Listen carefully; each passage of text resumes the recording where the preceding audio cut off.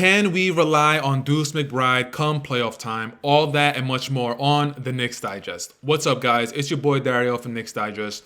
And after the win that we had on Sunday against the Cleveland Cavaliers, my brain got to thinking of Deuce McBride and how he would match up against the point guards coming off the bench with the teams that we might have to face in the playoffs.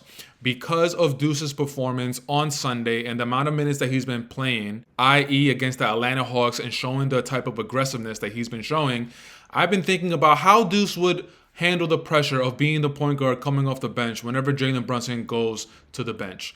Now, Chris and I, we put out videos talking about what are those minutes going to look like.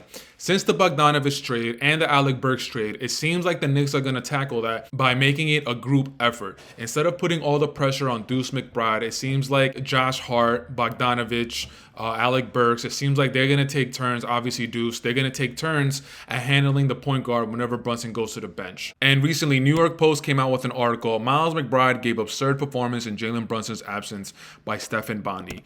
If we dive into the article, some quotes from Deuce McBride regarding how he's playing and how many minutes he's been playing.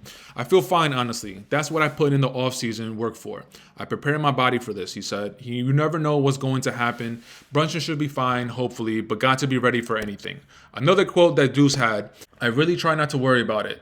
I think I can just do what I can do. Work as hard as I can. If my name is called, my name is called. Anything else really just doesn't affect me.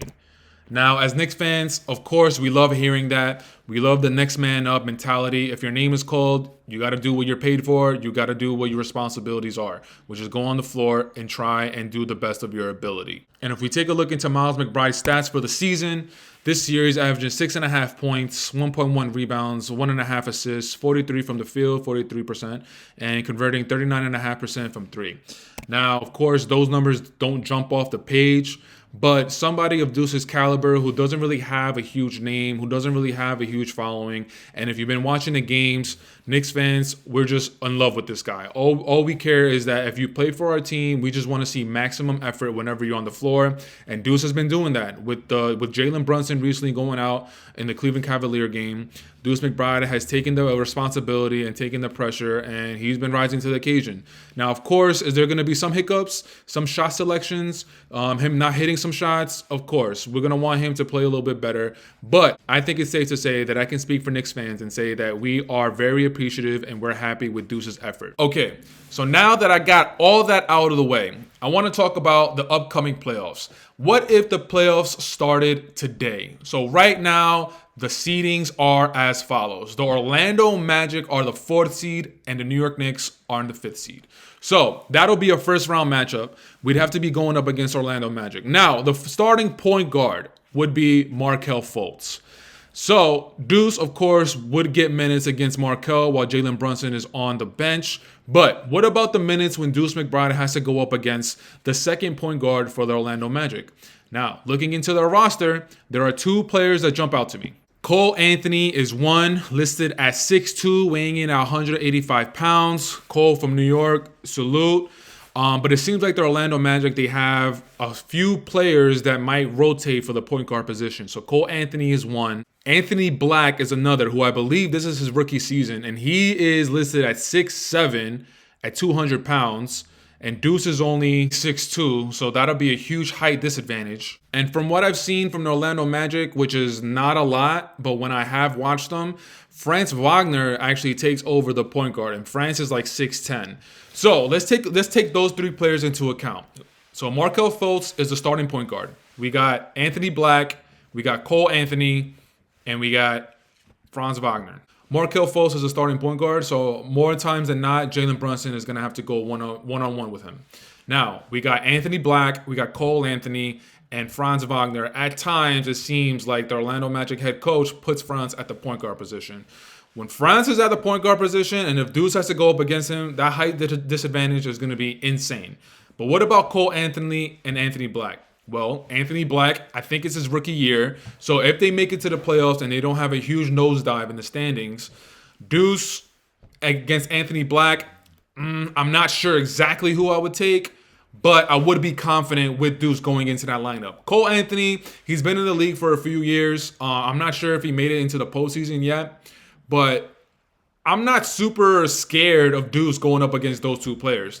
France, that's another situation. France is probably the second best player on the team behind Paolo Banchero. So if France is at the point guard position and Jalen Brunson's on the bench and then Deuce is matched up with him, that's going to be a mismatch galore. Like, I don't know what Deuce is going to do. But from an overall view of things, Deuce going up against the Cole Anthony, the Anthony Black, those two, I'm not exactly 100% afraid of Deuce matching up against those two. Yeah, are they athletic? Of course. But Deuce is athletic, and we've seen in the last few games that Deuce can hold his own. Okay, so if we're able to get past the Orlando Magic in the first round, who would we face? Now, the number one seed right now in the Eastern Conference is the Boston Celtics, and as of right now today, the Indiana Pacers are the number 8 seed.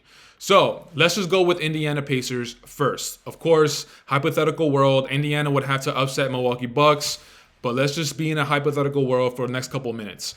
Indiana Pacers, the starting point guard is Tyrese Halliburton. All of us know he made an all-star team. In-season tournament run that Indiana Pacers had this year has been really refreshing. But we're talking about the backup point guards. Deuce, of course, would have to match up against Tyrese in some minutes, but overall, I don't think that'll be the overall matchup. The 2 point guards that the Indiana Pacers have besides Tyrese Halliburton, they have TJ McConnell and they have Andrew Nembhard. Now, TJ McConnell, he is a pest. He is like a miniature version of Patrick Beverley. He is always going to get in your shirt. He's going to be like a shadow on you on the court. And that's where I think Deuce might have some trouble.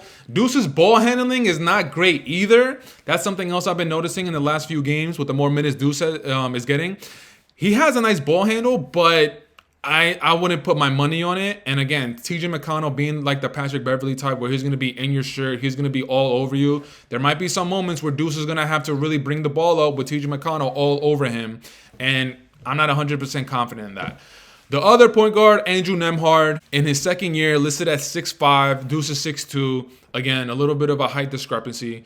But I think the first point guard coming off the bench, especially in a playoff situation, Rick Carlisle is known to like his veterans. So I think TJ McConnell would be the first point guard coming off the bench. But again, you never know. The Indiana Pacers have a ton of young talent. They're super athletic. They like to get up and down the court. In the playoffs, the type of play does slow down. So I'm not sure exactly that their fast breaking and run and space and pace type of play is going to convert into the playoffs. But TJ McConnell, I think, would be the first point guard coming off the bench. And I just explained to you why I think Deuce would have a hard time.